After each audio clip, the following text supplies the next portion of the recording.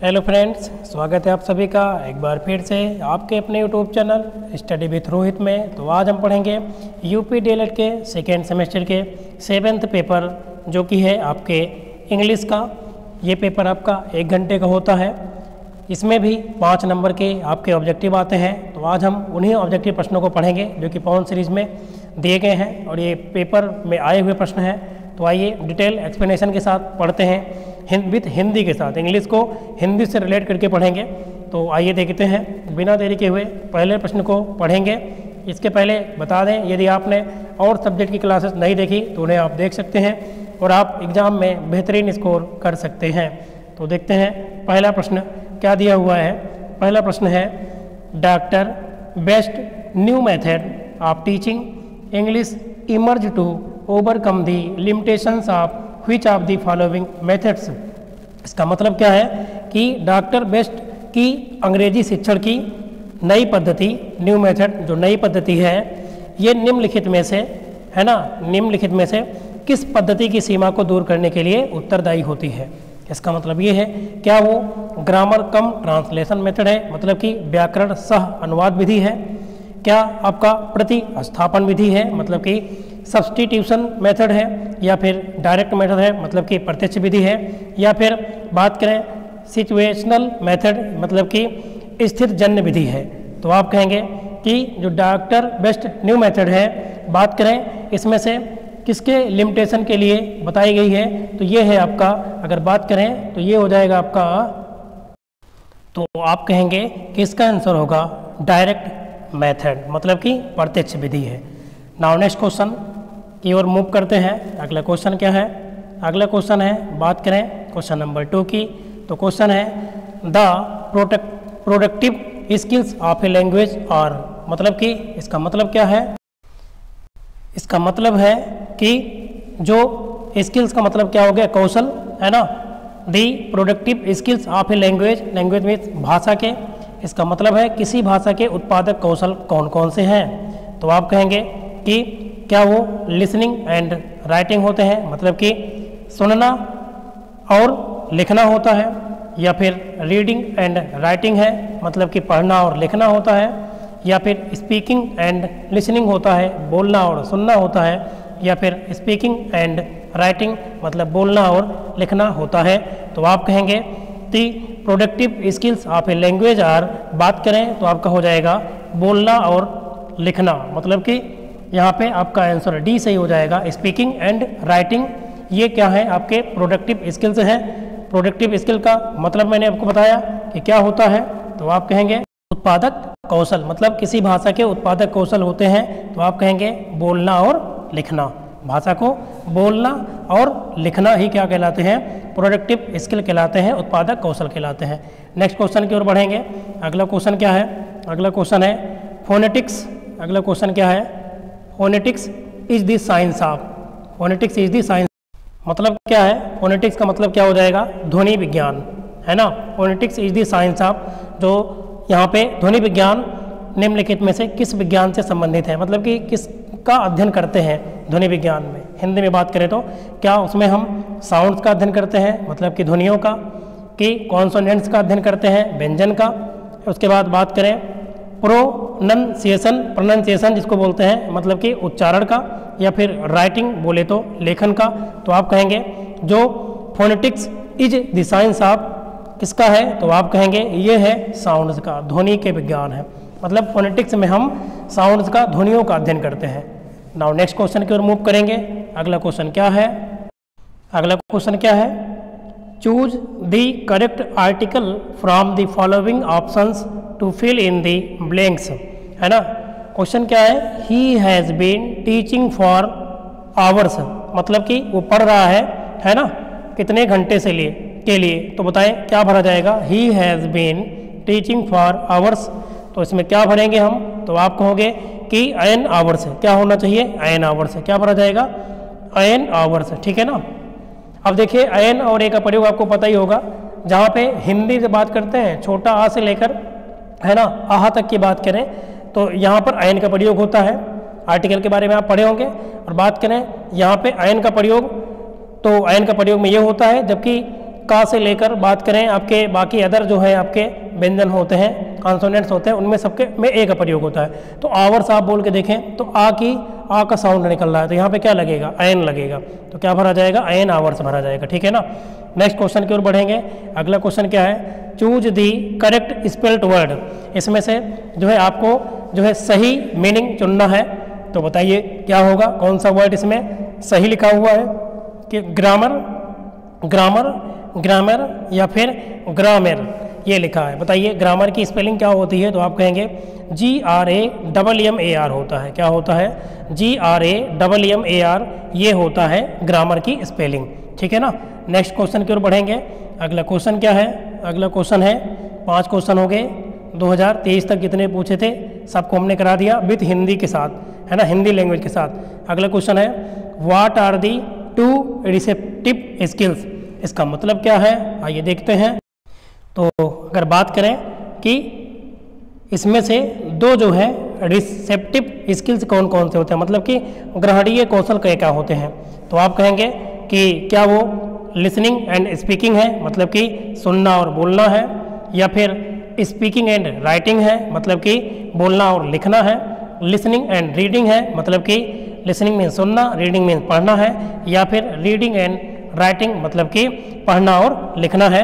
बताइए क्या होना चाहिए आपके अनुसार। रिसेप्टिव स्किल्स इसमें से क्या होते हैं, मतलब कि ग्रहणीय कौशल कौन कौन से होते हैं, तो आप कहेंगे जो ग्रहणीय कौशल होते हैं वो क्या होता है, तो आप कहेंगे सुनना और बात करें पढ़ना, मतलब कि किसी को सुनना और पढ़ना ये क्या होते हैं, उसका मतलब होता है किसी को पढ़ के और सुन के हम क्या कर सकते हैं, ग्रहण प्राप्त करते हैं, मतलब कि ये ग्रहणीय कौशल के अंतर्गत आते हैं, है ना। चलिए नेक्स्ट क्वेश्चन की ओर बढ़ेंगे हम। अगला क्वेश्चन क्या दिया है, अगला क्वेश्चन है कि doctor West method mainly focused on. जो डॉक्टर बेस्ट का मेथड है ये किस पर मेनली फोकस करता है, तो आप कहेंगे कि ये मेथड मेनली फोकस करता है रीडिंग पर। किस पर करता है, रीडिंग पर, मतलब कि पढ़ने पर। डॉक्टर बेस्ट मेथड जो है ये मेनली फोकस करता है किस पर, रीडिंग पर, मतलब कि पढ़ने पर। नेक्स्ट क्वेश्चन की ओर मूव करेंगे। अगला क्वेश्चन क्या है, अगला क्वेश्चन है आपका कि choose the correct spelled word. ये क्वेश्चन अभी आपने देखा 2023 में पूछा गया था। क्या ग्रामर है, ग्रामर है ना, ग्रामर है या फिर ग्रामर है, तो आप कहेंगे क्या होता है, GRAMMAR ये ग्रामर का सही मीनिंग ये होती है ना। तो आपका ऑप्शन बी राइट हो जाएगा। नेक्स्ट क्वेश्चन की ओर बढ़ेंगे, क्वेश्चन नंबर 9 की ओर। 9 में क्या दिया है, what is the correct sentence structure of English. मतलब क्या है कि जो इंग्लिश का स्ट्रक्चर होता है इसमें से करेक्ट क्या है, सही क्या होगा। क्या सब्जेक्ट फिर ऑब्जेक्ट फिर वर्ब होता है, या वर्ब या सब्जेक्ट ऑब्जेक्ट होता है, या फिर बात करें सब्जेक्ट के बाद वर्ब, वर्ब के बाद ऑब्जेक्ट आता है, या फिर नन ऑफ द एबव, मतलब कि उपरोक्त में से कोई भी नहीं। तो आप कहेंगे क्वेश्चन 9 में जो आपका आंसर होना चाहिए, सबसे पहले क्या आता है, सब्जेक्ट आएगा, सब्जेक्ट के बाद करता है, फिर ये क्या है, वर्ब है, क्रिया लगाते हैं, है ना। किसी भी सेंटेंस में सबसे पहले क्या लिखते हैं, सब्जेक्ट, फिर वर्ब, जैसे कि फॉर्म भी लगाते हैं, फर्स्ट फॉर्म थर्ड फॉर्म जो भी लिखता है, फिर ऑब्जेक्ट आता है, यही तो होगा। तो आप कहेंगे 9 में आपका आंसर सही हो जाएगा सी वाला। नेक्स्ट क्वेश्चन, क्वेश्चन क्या है, write a sentence to show explanation, है ना, exclamation, write a sentence to show exclamation, इसमें से आपको बताना है। तो चलिए क्या होना चाहिए, बात कर रहा है राइट ए सेंटेंस, है ना, write a sentence to show exclamation, मतलब विस्मयाय बोधक चिन्ह दर्शाने के लिए एक वाक्य लिखें। तो बताइए क्या होगा इसमें सही कौन सा, I will go to school, क्या यहाँ पे विस्मयाय बोधक का चिन्ह लगेगा, मतलब कि एक्सक्लेमेटरी सेंटेंस जो है ये है, या फिर हाउ स्वीट इज पायल ये है, या फिर काजल इज ए ब्रिलियंट स्टूडेंट क्या ये होगा, या फिर वेदर इज हॉट क्या ये होगा। तो आप कहेंगे एक्सप्लेनेशन जो है, जो आपके चिन्ह होते हैं वो कहाँ लगाए जाते हैं, जहाँ पे बहुत ज़्यादा प्रेम हो, स्नेह भाव हो, वहाँ पे लगाया जाता है ना। तो यहाँ पे क्या सही होगा, तो आप कहेंगे हाउ स्वीट इज पायल, मतलब कि पायल कितनी प्यारी है। तो आपका ऑप्शन क्या हो जाएगा, बी वाला राइट हो जाएगा। ठीक है, नेक्स्ट क्वेश्चन की ओर मूव करेंगे। अगला क्वेश्चन क्या है, अगला क्वेश्चन है, अगला क्वेश्चन ये देखिए रिपीटेड क्वेश्चन है, ये अभी आप पढ़े थे, है ना। क्वेश्चन क्या है, phonetics in the science of, phonetics मतलब ध्वनि विज्ञान का विज्ञान कौन है, मतलब इसमें से किसका अध्ययन करते हैं, क्या साउंड्स का या कॉन्सोनेंट्स का, राइटिंग का या फिर प्रोनाउंसिएशन का। तो आप कहेंगे ध्वनि विज्ञान के अंदर हम ध्वनियों का अध्ययन करेंगे, मतलब कि साउंड्स का। नेक्स्ट क्वेश्चन की ओर बढ़ेंगे। अगला क्वेश्चन नंबर 12 क्या दिया है, तो आइए देखते हैं 12 में। What are the 3 main function of a language. इसका मतलब क्या है, किसी भाषा के 3 फंक्शन मीन्स कार्य है ना, कौन कौन से हैं। तो पहला क्या दिया है, इन्फॉर्मेटिव, एक्सप्रेसिव एंड डायरेक्टिव है, मतलब कि सूचनात्मक। इन्फॉर्मेटिव का मतलब क्या होगा, सूचनात्मक। उसके बाद बात करें एक्सप्रेसिव का मतलब क्या होगा, तो अभिव्यंजक। और डायरेक्टिव का मतलब होगा निर्देशात्मक। क्या ये सही होगा, या फिर आर्बिट्रेरी है ना, expression, natural and skill based, क्या ये सही होगा, या फिर unique symbols, reflective and imaginative होगा, या फिर नन ऑफ दीज, इनमें से कोई नहीं। तो बताइए क्या होना चाहिए। तो आप कहेंगे जो क्वेश्चन नंबर 12 है इसका जो राइट आंसर होगा वो हो जाएगा इसमें से इन्फॉर्मेटिव, एक्सप्रेसिव एंड डायरेक्टिव। ये आपका राइट आंसर हो जाएगा। मतलब कि इसमें अगर बात करें कि 3 मुख्य कार्य कौन कौन होते हैं, तो आप कहेंगे इन्फॉर्मेटिव मतलब कि सूचनात्मक, अभिव्यंजक और निर्देशात्मक। ये जो होते हैं ये भाषा के 3 मुख्य कार्य होते हैं। नाउ नेक्स्ट क्वेश्चन की ओर बढ़ेंगे। अगला क्वेश्चन क्या दिया है, language is one of the most important and characteristic forms of human behaviour. इसका मतलब क्या है कि भाषा मानव विज्ञान के सबसे महत्वपूर्ण और विशिष्ट रूपों में से एक है।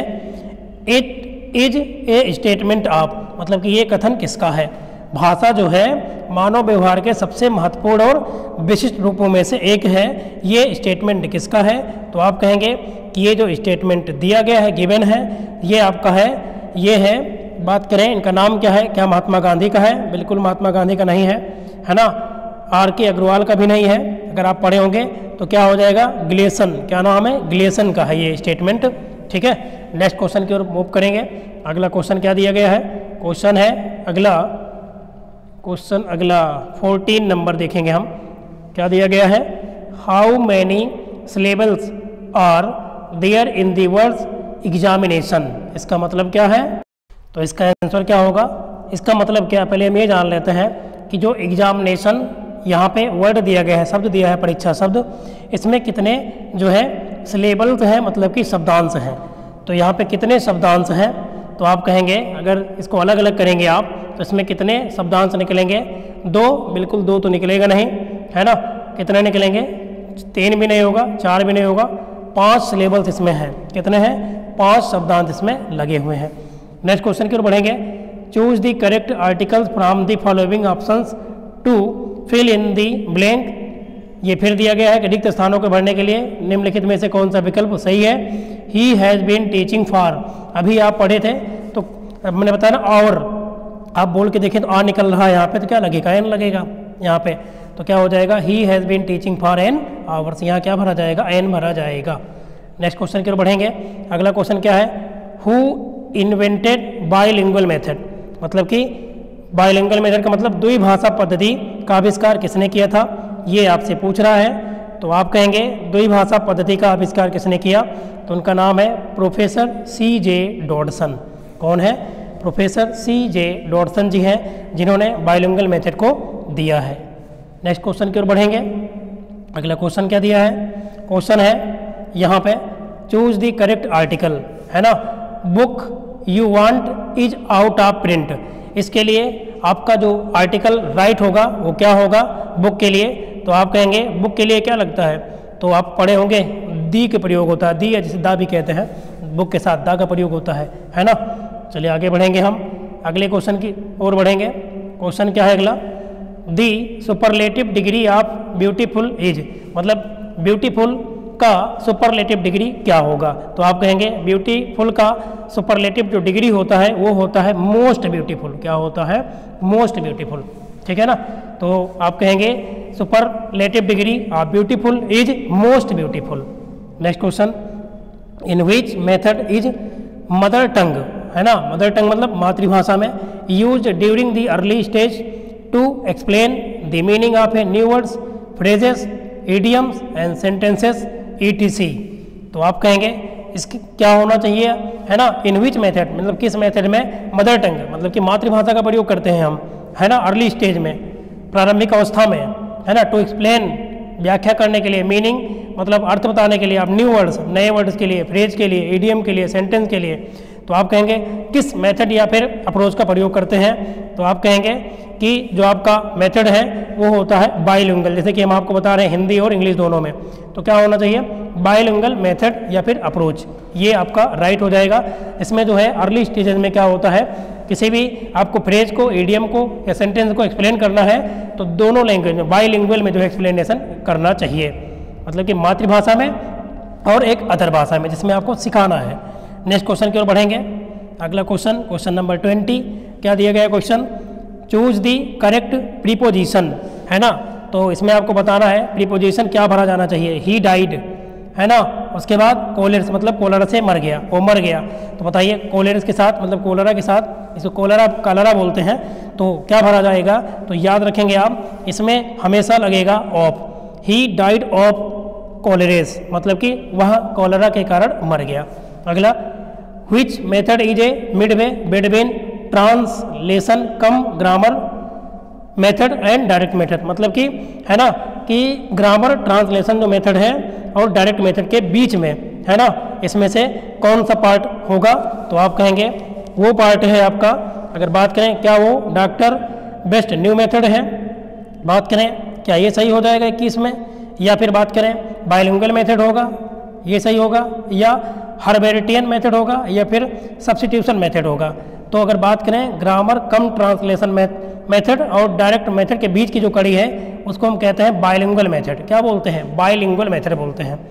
नेक्स्ट क्वेश्चन की ओर बढ़ेंगे। अगला क्वेश्चन क्या है 22 पे, क्या दिया है, what is the full form of TLM, है ना, TLM का फुल फॉर्म क्या होता है। तो क्या होता है, अगर बात करें इसमें कि TLM का फुल फॉर्म जो होता है वो होता है टीचिंग लर्निंग मटेरियल। क्या होता है, टीचिंग लर्निंग मटेरियल।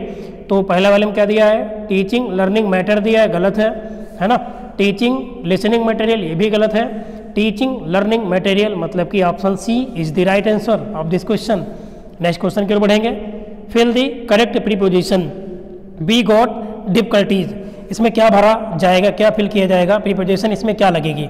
तो आप कहेंगे into, we got into difficulties, हमने उसे कठिनाइयों में पाया, क्या होगा, इनटू भरा जाएगा। तो ऑप्शन डी राइट हो जाएगा। नेक्स्ट क्वेश्चन की ओर बढ़ेंगे। क्वेश्चन नंबर 24 में क्या दिया है, what are the two productive skill. ये अगर आप ध्यान से सुने होंगे, देखे होंगे, तो ऊपर ही हमने इसको एक्सप्लेन किया था। तो बात करें वो कौन है, तो आप कहेंगे speaking skill and writing skill, मतलब कि बोलना और लिखना, ये होते हैं आपके प्रोडक्टिव स्किल्स के अंतर्गत आते हैं। कौन कौन, बोलना और लिखना, मतलब कि बात करें यहाँ पे speaking and writing. Next, a language can be acquired through, a language can be acquired through, क्या इसमें एक्सपोजर होगा या मोटिवेशन होगा या रिपीटिशन के द्वारा होगा या फिर आलाप दियो पे, ये सही होगा। तो आप कहेंगे इसमें आपका क्या सही होगा, वो एक्सपोजर भी होगा, मोटिवेशन के द्वारा भी होगा, एक्वायर्ड कर सकते हैं हम किसी भी भाषा को, है ना, रिपीटेशन के द्वारा भी, रिपीट करके भी। तो हम कहेंगे all of the above, right हो जाएगा। नेक्स्ट क्वेश्चन क्या है, क्वेश्चन नंबर 26, क्या दिया गया है, what are the two productive skills. ये भी ऊपर पढ़े, अभी जस्ट पढ़े आप। तो कौन कौन, स्पीकिंग एंड राइटिंग, रट गया होगा आपको, है ना, स्पीकिंग एंड राइटिंग मतलब कि बोलना और लिखना, ये क्या होते हैं, कैसे स्किल्स होते हैं, तो प्रोडक्टिव स्किल होते हैं। नेक्स्ट क्वेश्चन की ओर बढ़ेंगे। क्वेश्चन अगला क्या दिया है, the aim of teaching a second language should not be, the aim of teaching a second language should not be, इसका मतलब क्या हुआ। तो पहले इसका मतलब समझते हैं। द एम ऑफ, एम माने उद्देश्य, टीचिंग मतलब कि सिखाने का, पढ़ाने का, ए सेकेंड लैंग्वेज मतलब क्या होगा, दूसरी भाषा, है ना, शुड नॉट बी, इसका मतलब है कि दूसरी भाषा सिखाने का उद्देश्य यह नहीं होना चाहिए। कौन नहीं होना चाहिए, पहला क्या दिया है, to understand the language spoken मतलब बोली जाने वाली भाषा को समझना। अगला, to read the language with comprehensive मतलब कि भाषा को समझ के साथ पढ़ना।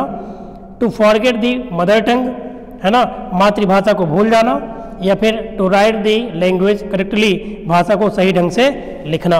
तो इसमें से क्या होना चाहिए, उद्देश्य टीचिंग करने का, द्वितीय भाषा सिखाने के लिए, तो आप कहेंगे जो इसका आंसर होगा वो होना चाहिए to forget the mother tongue. क्या होगा? To forget the mother tongue. इसका मतलब क्या है कि मातृभाषा को भूल जाना। ये जो होता है कि नहीं होना चाहिए अगर हम दूसरी भाषा को किसी को सिखा रहे हैं। अगला, which compositions provides students for free, है ना, which compositions provides students for free thinking. तो बताएंगे आप कि कौन सी जो रचनाएं हैं ये छात्रों को स्वतंत्र चिंतन का अवसर प्रदान करती हैं। क्या वो राइटिंग कंपोजिशन है, मतलब कि रचना लिखना, या फिर ओरल मतलब कि मौखिक रचना करना, या फिर गाइडेड मतलब कि निर्देशित किसी के निर्देश में रचना करना, या फिर फ्री कंपोजिशन। तो आप बताएंगे इसमें क्या सही होना चाहिए। तो आप कहेंगे कि इसका आंसर आपका होगा फ्री कंपोजिशन। क्या हो जाएगा? फ्री कंपोजिशन हो जाएगा इसका आंसर, ठीक है, जो कि छात्रों को स्वतंत्र रूप से चिंतन का अवसर प्रदान करती हैं। तो कौन होगा? फ्री कंपोजिशन, मतलब कि मुक्त रचना। अगला, objective of teaching poetry is. तो बात करें कविता पढ़ने का उद्देश्य, objective of teaching poetry is क्या होता है? क्या एंजॉयमेंट होता है, मतलब आनंद, क्या फिर कंप्रहेंशन होता है, समझना, या फिर अप्रिसिएशन होता है, मतलब कि सराहना करना, या फिर ऑल ऑफ दीज। तो आप कहेंगे इसमें आपका आंसर क्या सही हो जाएगा? तो आप क्वेश्चन नंबर बात करें 29 का, तो आपका आंसर सही होगा ऑल ऑफ दीज, मतलब कि एंजॉयमेंट भी है ना, अप्रिसिएशन भी है, कंप्रहेंशन भी है, तो all of these is the right answer. Next question की ओर बढ़ेंगे। अगला क्वेश्चन क्या दिया है? क्वेश्चन रिपीटेड है, आप देखोगे तो हु इन्वेंटेड बाइलिंगुअल मेथड। तो बाइलिंगुअल मेथड को किसने आविष्कार किया? बाइलिंगुअल मेथड किसने दिया? इसका मतलब ये है। तो आप कहेंगे कि बाइलिंगुअल मेथड जो दिया है वो किसने दिया है? तो ऊपर आप पढ़े थे, याद हो तो कौन थे? क्या डॉक्टर बेस्ट थे? नहीं, ये तो न्यू मेथड थे, है ना। तो आप कहेंगे प्रोफेसर C.J. डॉटसन, इन्होंने जो है बाइलिंगुअल मेथड को इन्वेंट किया है। अगला, new method is related to. जो न्यू मेथड है, नया तरीका है, ये किससे संबंध रखता है? तो डॉक्टर बेस्ट मेथड को ही हम क्या कहते हैं? New method. तो ये राइट हो जाएगा। Next question, choose the correct preposition. आपको इसमें से प्रीपोजिशन चूज करना है, कौन सी होगी? आई केम हिज रिक्वेस्ट, है ना, मैं आया उसकी रिक्वेस्ट पर। तो बताओ क्या होगा? मैं उसकी रिक्वेस्ट पर आया, तो आप कहेंगे एट भरा जाएगा, at. I came at his request, मैं उसकी जो है रिक्वेस्ट पर आया। नेक्स्ट क्वेश्चन, अगला क्वेश्चन क्या दिया है? क्वेश्चन है 33 में, चूज दी करेक्ट आर्टिकल, है ना, ही बिकेम ग्रेट मैन। तो बताएं, ही बिकेम हो गया, ग्रेट मैन एक महान व्यक्ति, तो इसके साथ क्या भरा जाना चाहिए? तो आप कहेंगे he became a great man. क्या भरा जाएगा? गा निकल रहा है ना इसमें, ग्रेट गा, तो इसमें ए ही लगेगा, he became a great man. अगला आपको क्या करना है? रीअरेंज करना है the following words, today nature man is playing with. मतलब इसमें आपका अगर बात करें तो वर्ब, सब्जेक्ट, ऑब्जेक्ट सब इधर उधर है, इसको अरेंज करना है पहले। तो आप कहेंगे सबसे पहले क्या आता है? तो आप कहोगे सबसे पहले सब्जेक्ट आता है। तो सब्जेक्ट इसमें क्या है? तो आप कहेंगे मैन इज, सबसे पहले मैन है, मतलब सी वाला, तो सी ऑप्शन पहले में ही दिख गया, तो यही सही होगा। देखो मैन आएगा, फिर मैन इज, फिर टुडे, उसके बाद या फिर नेचर बनेंगे आप। उसके बाद बात करें नेचर के बाद क्या होगा? प्लेइंग विथ, है ना। तो क्या सही हो जाएगा आपका? पहला वाला राइट हो जाएगा। तो नेक्स्ट क्वेश्चन की ओर बढ़ेंगे। हु इन्वेंटेड बाइलिंगुअल मेथड, किसने? अब ये तो भाई साहब रटा क्वेश्चन है। Professor C.J. डॉटसन। कौन है? Professor C.J. डॉटसन। चलिए नेक्स्ट क्वेश्चन, लास्ट क्वेश्चन की ओर बढ़ रहे हैं। क्वेश्चन नंबर 36, ये तो आपने पढ़ लिया, C.J. Dodson. Which of the following is in the possessive case, इसमें से आपको चूज करना है। तो क्या आई होगा? गलत है, आई थोड़ी ना होगा। होम नहीं होता है, हु नहीं होता, हुज होता है, हुज। क्या होता है? हुज। नेक्स्ट क्वेश्चन की ओर बढ़ते हैं, जल्दी से पढ़ते हैं इसको, है ना। Which letters are silent in the words vigil. क्या लिखा है? विजिल में तो बांसुरी। तो क्या होगा? विजिल आप बोलते हैं क्या? तेरे नाल तो विजिल बजा, तो इसमें क्या होता है? विजिल में एच थोड़ी ना पढ़ रहे हैं, देखो विजिल W आ रहा है, और टी भी जा रहा है इसमें, ये साइलेंट है, मूक है, तो क्या होगा? HNT, H और T। तो आपका ऑप्शन बी सही हो जाएगा 37 में। नेक्स्ट क्वेश्चन की ओर बढ़ेंगे। Which of the following words in adjective, इसमें से कौन क्रिया विशेषण है? क्या चूज है, चूजर है, चूजी है, या चूजली है? तो आप कहेंगे इसमें जो एडजेक्टिव है वो है हमारा चूजी। क्या है? Choosy. Next question, find out the correctly spelled word, इसमें से सही वाला चुनना है। दिनों के नाम दिए हैं, क्या मंडे सही है, गलत है यार, MONDAY होता है। सैटरडे गलत है, SATURDAY होता है। अगला ट्यूसडे भी गलत है क्योंकि TUESDAY होता है। और वेडनेसडे सही है, बिल्कुल सही है, WEDNESDAY, राइट हो जाएगा डी वाला। Next question, bilingual method is invented. देखो कितनी बार ये क्वेश्चन आ चुका है। जो बाइलिंगुअल जो मेथड है ना, इसको किसने दिया, तो आप कहेंगे कि बाइलिंगुअल जो मेथड है ये दिया गया है, कितनी बार पढ़े, CJ डॉटसन। जबकि न्यू मेथड पूछे तो डॉक्टर बेस्ट मेथड को कहते हैं। नेक्स्ट क्वेश्चन क्यों पढ़ेंगे, जल्दी से कंप्लीट करते हैं। Doctor West method is known as, किस नाम से जानते हैं, तो डॉक्टर बेस्ट मेथड, जिसको हम न्यू मेथड के नाम से भी जानते हैं, तो इसमें से किसको जानते हैं, तो अगर बात करें 41 में, तो इसे कहते हैं इंडक्टिव मेथड। क्या बोलते हैं, इंडक्टिव मेथड के नाम से जानते हैं, या फिर न्यू मेथड के नाम से जानते हैं। अगला, चूज द करेक्ट आर्टिकल, क्या भरना है, बी डिसाइडेड टू स्टे, हमने निर्णय लिया रहने के लिए। Hotel in the centre of the town, तो बताइए क्या भरना चाहिए, होटल है, तो बताओ क्या भरा जाएगा, होटल के साथ क्या भरा जाएगा, तो आप कहेंगे होटल के साथ, या फिर बुक हो गई, इन सब के साथ किसका प्रयोग करते हैं, द का प्रयोग करते हैं, ताजमहल के साथ। अगला, चूज दी करेक्ट वर्ब, इसमें से वर्ब है ना, क्रिया चूज करनी है। Each boy and each girl, प्रत्येक लड़का और प्रत्येक लड़की पनिश्ड है ना, मतलब कि दंड दिया गया, तो बताओ क्या भरा जाना चाहिए इसमें, तो आप कहेंगे कि यहाँ पे आपका जो सही होगा, ये सही होगा वाज, क्या होगा वाज, मतलब प्रत्येक लड़के और प्रत्येक लड़के को दंड दिया गया, वाज पनिश्ड हो जाएगा। अगला क्वेश्चन देखेंगे हम, एंड लगा इसलिए होगा। नेक्स्ट क्वेश्चन देखेंगे हम, क्वेश्चन नंबर 44 में क्या दिया है, choose the correct spelled word, तो ये क्वेश्चन में टाइम नहीं लगाएंगे, ये गलत है। ग्रामर है तो GRAMMAR ग्रामर होगा, ये गलत होगा।